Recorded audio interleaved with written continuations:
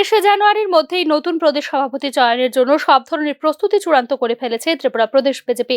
মন্ডল জেলা সভাপতির নাম ঘোষণার পর এক্ষেত্রে আরো গতি এনেছে ত্রিপুরা বিজেপি। বিজেপির দলীয় সংবিধান অনুযায়ী এক ব্যক্তি এক পদ নীতির কারণে ত্রিপুরা প্রদেশ বিজেপির সভাপতির পদ ছাড়তে হবে সাংসদ রাজীব ভট্টাচার্যকে। তবে ভোটের মাধ্যমে নির্বাচন করে প্রদেশ সভাপতি নির্বাচন করার নেই কোনো সম্ভাবনা। বিজেপির প্রদেশ সভাপতি পদের তালিকায় নাম রয়েছে বেশ কয়েকজন সম্ভাব্য প্রার্থীর। সংগঠনের জন্য দশকের বেশি সময় ধরে বিভিন্ন পদ থেকে কাজ করেছেন এরকম পুরনো নেতৃত্ব আছেন ত্রিপুরা প্রদেশ বিজেপির সভাপতি পদের দাবিদার।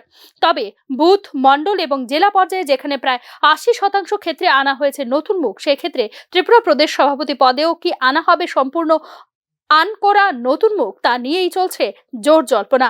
সামগ্রিক বিষয়টি সম্পর্কে পুরোপুরিভাবে অবগত আছেন বিজেপির কেন্দ্রীয় নেতৃত্ব।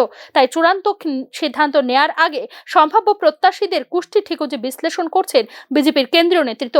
এক্ষেত্রে যৌথভাবে সমীক্ষা করছে বিজেপির কেন্দ্রীয় কমিটি এবং সংঘ পরিবার। সম্ভাব্য প্রত্যাশীদের সাংগঠনিক ব্যাকগ্রাউন্ড সহ তাদের সম্পর্কে, দলের কার্যকর্তাদের মনোভাব ইত্যাদি বিষয়ে মতামত নেওয়া হবে বিজেপির কেন্দ্রীয় নেতৃত্বের পক্ষ থেকে। এক্ষেত্রে দলের হয়ে অন্তত এক দশকের বেশি সময় ধরে বিভিন্ন পদে থেকে সাংগঠনিক দায়িত্ব পালন করেছেন এরকম ব্যক্তিদের দেওয়া হচ্ছে অগ্রাধিকার। তবে প্রদেশ সভাপতি নির্বাচনের ক্ষেত্রে মুখ্যমন্ত্রী মানিক সাহার মতামত অনেকটাই গুরুত্বপূর্ণ বলে মনে করছেন রাজনৈতিক বিশ্লেষক মহল। আগামী 2028 বিধানসভা নির্বাচনকে সামনে রেখে ত্রিপুরা প্রদেশ বিজেপির সভাপতি নির্বাচন যথেষ্ট তাৎপর্যপূর্ণ বলেই মনে করছেন রাজনৈতিক বিশ্লেষকরা।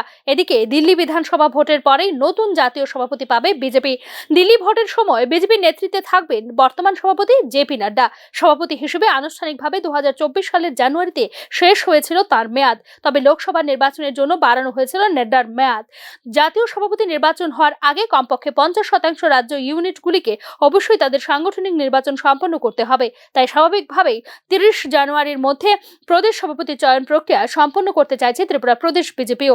উল্লেখ করা যেতে পারে 5 ফেব্রুয়ারি অনুষ্ঠিত হবে দিল্লি বিধানসভা নির্বাচনের ভোট। এরপরে 20 ফেব্রুয়ারির মধ্যে দলের সর্বভারতীয় সভাপতি পেয়ে যাবে Bharatiya Janata Party. Bureau report, News নাও।